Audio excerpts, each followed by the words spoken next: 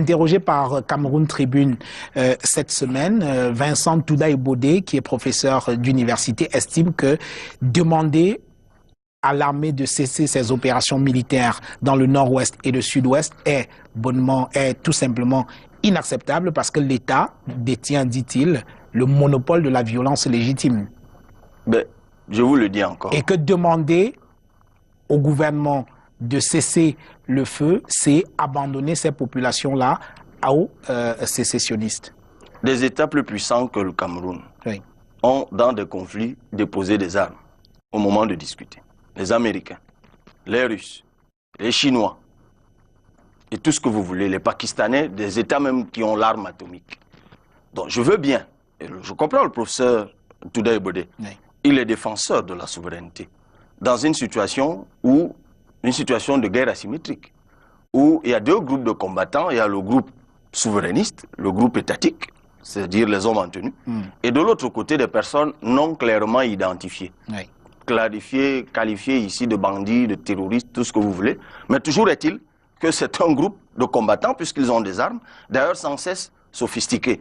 Donc je peux comprendre la posture du professeur Toudaï-Bodé, qui est celle de la souveraineté étatique, de la force de l'État, qui, dans ces circonstances, pourrait être vue comme affaiblie, ou alors courbant les chines devant une bande de combattants non conventionnels. Mais j'ai envie de dire au professeur Toudaï-Bodé, d'ailleurs ce n'est pas à moi de le lui dire, puisque lui-même l'enseigne à ses étudiants, s'il n'a jamais enseigné à ses étudiants le cas de la Colombie, ben, il faut peut-être qu'il pense à le faire. Et d'autres cas, l'ETA, même en France, on l'a vu. C'est difficile, effectivement. Mais il faut mettre au-dessus de... Vous savez, on n'est plus à un niveau où il faut avoir des considérations d'orgueil. On est dans une guerre qui oppose des Camerounais aux Camerounais. Et pour une situation totalement ubuesque, j'aime toujours revenir là-dessus.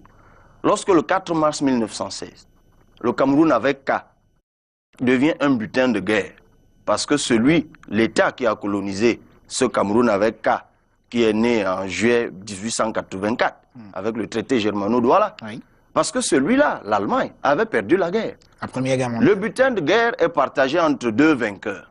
L'un prend une grosse part, l'autre une petite part. Ça a commencé là. 45 ans de vie séparée jusqu'en 61. 11 ans de cohabitation jusqu'en 72. On vient de loin. C'est un acquis. Mais avant le 4 mars 1916, nous étions tous frères et sœurs. Bafout, Bakweri, Bassa et Wondo. Nous étions là. Donc je ne vois pas pourquoi, lorsqu'il faut que les frères et sœurs s'asseyent à nouveau, comme dans une famille, pour discuter et trouver la paix, que l'on commence à avoir des considérations de cette nature. Je le concède volontiers au professeur Toudaï-Bodé, mais là, il ne s'agit plus d'avoir une perception ou une appréhension d'universitaire. Moi, je suis un homme politique, j'ai la prétention de diriger un État et je ne me comporterai pas en universitaire, je me comporterai en père de famille. On l'a pris aujourd'hui, la décision a été prise hier. Alassane Ouattara, le président de la République de Côte d'Ivoire, a décidé de gracier Madame Simone Gbagbo et 800 autres personnes interpellées dans le cadre de la crise post-électorale en Côte d'Ivoire. Beaucoup veulent que le Cameroun en prenne de la graine. Est-ce que vous diriez pareil? Exactement. Les actes qui sont pris par le président Ouattara apportent la démonstration déjà faite ailleurs de ce qu'il n'est jamais tard de retrouver les chemins de la paix, de la concorde. Et vous savez tout ce qui s'est passé en Côte d'Ivoire. Que de morts, que de sang versé. Mais Ouattara aujourd'hui, avant de partir, puisqu'il a renoncé à remplir à nouveau, avant de partir, décide de laisser un État qui se porte bien. Et c'est la même suggestion que j'aurais envie de faire au président Biya, qui, de toute façon, à l'âge qu'il a aujourd'hui, doit davantage se comporter comme un père. Et quand on est à ce niveau-là de sa vie, quand on a eu la grâce de diriger un pays pendant si longtemps, 36 ans, quand on a eu la grâce divine de vivre aussi longtemps, à la haute responsabilité, 85 ans, comme c'est le cas, je peux me tromper, mais 33, 86, enfin, je ne sais plus. Aujourd'hui, le président Biya, je crois qu'il doit davantage être mu par la nature, la qualité de l'héritage qu'il va laisser à ses propres enfants. Je rappelle que son premier fils est mon aîné déjà. Donc, lorsqu'on est dans cette posture-là, effectivement, et je suis heureux, vous savez, je suis allé en Côte d'Ivoire et j'ai appris par quelque indiscrétion que le président Ouattara et le président Biya étaient plutôt de bons amis et qu'ils échangeaient régulièrement. Tant mieux. Donc, je ne doute pas un seul instant que le président Ouattara, si ce n'est pas encore fait, je le leur suggère, qu'il lui en touche un mot, qu'il pense à laisser un pays vivable, un pays dans la concorde, un pays où les uns et les autres se parlent encore. À son âge, on doit pouvoir transcender. C'est pour ça que je disais, plutôt que d'écouter un universitaire qui est dans la verve souverainiste, plutôt que d'écouter un ministre qui peut être mu par des règlements de compte et plus sa volonté de domination ou de dominateur, lui, il doit jouer le rôle de rassembleur. C'est ce que je lui suggère, de jouer véritablement son rôle de père, voire de grand-père. Vous lui demandez là de faire des compromis. L'en croyez-vous capable? Mais bien sûr, il en a déjà fait par le passé. Rappelez-vous, la guerre avec le Nigeria sur la péninsule de Bakassi. Beaucoup de compromis ont été faits, alors qu'il y avait eu beaucoup de morts aussi, vous vous en souvenez. Mais là, de voir le sang couler, à un moment, le président Biya et le président nigérian de l'époque ont dû s'asseoir, ont fait chacun des compromis. Ça nous a permis aujourd'hui de retrouver la paix et la concorde entre nos voisins nigérians. La présidentielle du 7 octobre prochain va incontestablement, enfin, le problème anglophone va incontestablement vampiriser en quelque sorte la présidentielle du 7 octobre prochain. Concrètement, que propose le candidat Cabral Libye pour sortir de ce qui ressemble aujourd'hui à une impasse dans les régions du nord-ouest et du sud-ouest? Ma proposition part de la qualification que je fais de la crise.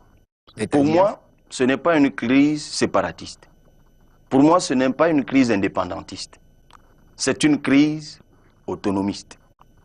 Je vous l'ai dit tout à l'heure. Quand vous dites anglophone, dites francophone, le suffixe phone renvoie au locuteur d'une langue. Sauf que l'évocation d'une langue ne doit pas être faite à la légère. La langue structure profondément la personnalité d'un individu, la personnalité de l'homme. La langue est un indice ou un indicateur d'appartenance. En fait, la langue vous relie à vos sources. Lorsque vous vous exprimez en français, même si vous êtes bassa comme moi, vous prenez vos sources aussi en France, dans la culture française. Lorsque vous vous exprimez en anglais, même si vous êtes bansois, banso, bafout, woum, widikum, vous prenez aussi vos sources en Angleterre. Et c'est ça le nœud du problème.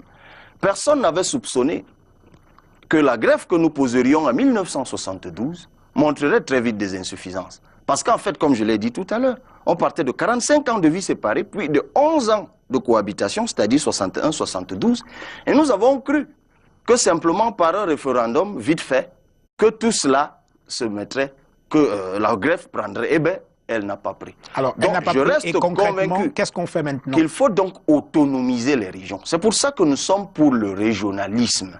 Non pas le séparatisme, non pas l'État fédéral. Bon, d'aucuns diraient le fédéralisme à 10, si on veut. Mais de toute façon, la semence existe déjà dans la Constitution de 96. Même si c'est un régionalisme, une sorte de miroir aux alouettes, comme on dit. Mais la semence est déjà là. L'idée, c'est d'autonomiser les 10 régions du Cameroun. Parce que le vrai problème qu'il y a, le non-dit qu'il y a derrière la crise anglophone, c'est l'extrême centralisation du pouvoir. Et les anglophones le subissent plus que les francophones, parce qu'ils sont minoritaires.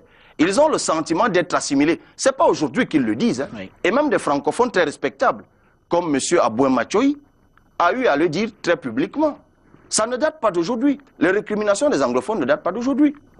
Des assises existent sur la question éducative, par exemple. Je sais qu'il y a une commission mixte, par exemple au niveau de l'enseignement supérieur, qui travaille depuis belle lurette. Des résolutions ont été prises bien longtemps avant la crise anglophone, mais dormaient dans des tiroirs, jusqu'à ce que ça éclate en novembre 2016. Donc, il faut régionaliser le Cameroun, affecter une autonomie aux régions, des compétences aux régions, des attributions aux régions, pour que le reprofilage d'une route à Debouncha n'attende plus la validation du MINPAT à Yaoundé. Ça peut être fait par la mairie là-bas. Ça peut être fait par le conseil régional. C'est de ça qu'il est question. Pour sortir de cette actualité, je vais vous faire réagir rapidement sur un dernier sujet d'actualité. Une folle rumeur a embrasé les réseaux sociaux selon laquelle on aurait retiré l'organisation de la Coupe d'Afrique des Nations 2019 au Cameroun. Dieu merci, c'est simplement une rumeur. Aujourd'hui, de votre position, vous parcourez le pays de temps en temps, est-ce que vous croyez le Cameroun capable d'être prêt le jour dit? Vous savez, depuis que j'ai vu les Camerounais réunir 29 millions pour payer ma caution en 9 jours, je le savais déjà avant. On en parlera. Je le savais déjà avant, je sais les Camerounais capables de l'impossible, oui. Pour peu qu'il y ait de la volonté, pour peu que les intérêts personnels et égoïstes ne prennent pas le pas sur l'honneur de la République. Nous avons obtenu cette CAN dans des conditions difficiles. C'est d'ailleurs le lieu de remercier tous les Camerounais qui ont œuvré, en tête desquels l'ex-président de la CAF, M. Issa Hayatou, oui. Qui avant de partir a offert ce cadeau à son pays. Vous vous rappelez du contexte de l'époque? Beaucoup de personnes s'y opposaient. Je ne parle pas seulement du Cameroun, partout ailleurs en Afrique. Mais il ne faut pas qu'on donne raison à ceux qui ont toujours pensé que par nos incompétences, nos errements, nous ne serions pas capables d'organiser une CAN. Le pays de Samuel Eto'o, le pays de Roger Mila. Alors j'enjoins à ceux qui sont en charge de ce dossier de tout faire pour ne pas nous faire perdre la face, de tout faire pour ne pas nous humilier aux yeux du monde, de nous permettre d'organiser cette CAN. Pourquoi on est si en retard? Pourquoi c'est si difficile de passer des marchés? Pourquoi c'est si difficile? Mais encore que, on sait que certains de ces marchés ont été gagnés par des pontes du régime. J'ai entendu des choses et d'autres sur le marché du stade de Garoua concernant certains hauts commis de l'État, mais tant qu'à faire. On dit de certains d'entre eux qu'ils ont des prétentions de rester après le président Biya. Mais avec quel bilan? Non. Il ne s'agit pas de discuter, il ne s'agit pas de conjecturer, il ne s'agit pas de commenter des rumeurs. Il s'agit de relever le défi. C'est de cela qu'il est question. De toute façon, l'élection, c'est le 7 octobre. Si eux ne l'ont pas fait, nous, on le fera.